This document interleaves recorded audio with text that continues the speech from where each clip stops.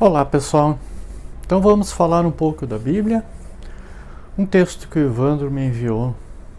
E nas segundas-feiras sempre falarei um pouco sobre a Bíblia. Vamos falar sobre os falsos profetas. No texto anterior, nós falamos dos profetas do Antigo Testamento. Entre eles citamos Jeremias, que é o nome Jeová exalta, que eleva, 650 a.C., 570 a.C., que combateu os falsos profetas da sua época.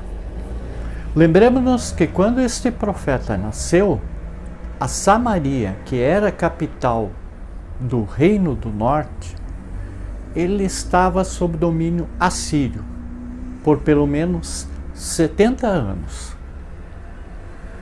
Este profeta advertiu que Jerusalém também teria o mesmo destino pelos seus pecados perante o Senhor Deus. O que aconteceu? Pois estes foram levados ao cativeiro babilônio. Se o profeta é aquele que ensina, adverte e transmite aos homens a vontade de Deus, pois este não fala por si mesmo. Assim como os demais, é um servo a serviço divino. Seus ensinamentos devem servir de Deus. Já o falso profeta fala em nome de Deus, mas não recebe de sua boca o que deve dizer ao povo. Podemos dizer que pode vir do próprio homem ou de anjos mensageiros que não servem ao Senhor Deus.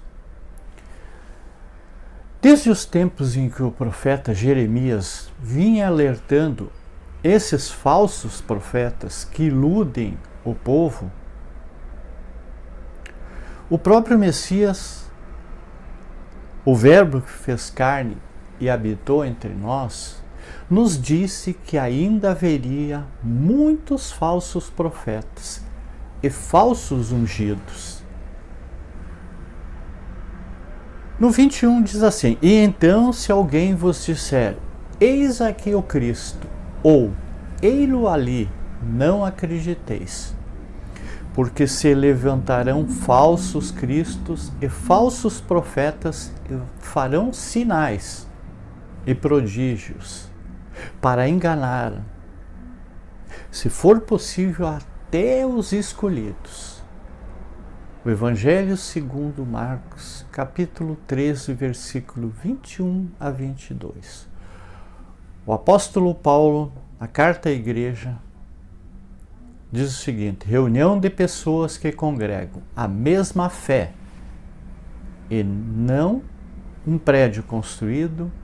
De Corinto disse que as revelações que os irmãos receberem deve ser julgado pelos demais da congregação. A palavra Cristo vem da língua grega Christos, que significa ungido, sendo que, durante a história veterotestamentária, que é o Antigo Testamento de Israel, algumas pessoas foram ungidas com a finalidade de revelar que elas tinham sido escolhidas, chamadas e capacitadas por Deus para desempenhar certas tarefas e ocupar determinadas posições. Por isso, os sacerdotes, reis ou profetas eram ungidos. Aqui podemos citar o episódio de quando Araão e seus filhos foram ungidos para servirem a Deus como sacerdotes. Isso está em Êxodo, capítulo 28, versículo 41. Também quando o jovem Davi foi ungido a rei de Israel, que está em Samuel 1, 16, 13, ou quando Eliseu foi ungido profeta em lugar de Elias, que está em 1 Reis 19, 16. Então, os falsos profetas, os falsos ungidos, são aqueles que se dizem enviados de Deus. Isso ocorre desde a época do profeta Jeremias.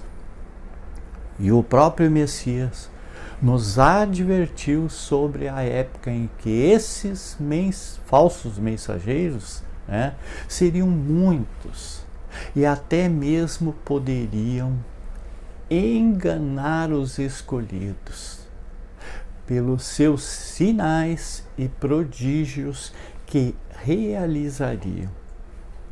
Geralmente esses falsos profetas e falsos ungidos misturam a verdade e mentira para dessa forma serem mais convincentes.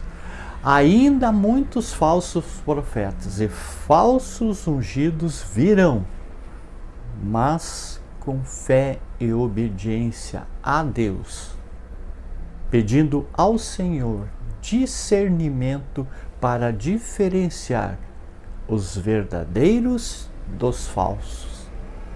Assim como na parábola do semeador, separando o joio, que é a planta daninha, sem valor para alimentação, do trigo.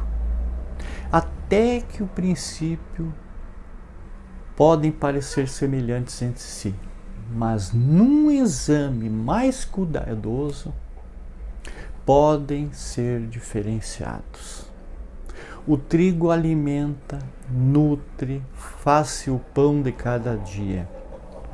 Esse será escolhido e guardado no celeiro, mas o joio será amarrado em fechos e lançado ao fogo. Obrigado, Evandro, por esse texto, para nós mais um pouquinho conhecermos um pouquinho da Bíblia. Gratidão, muita paz, muita luz a todos.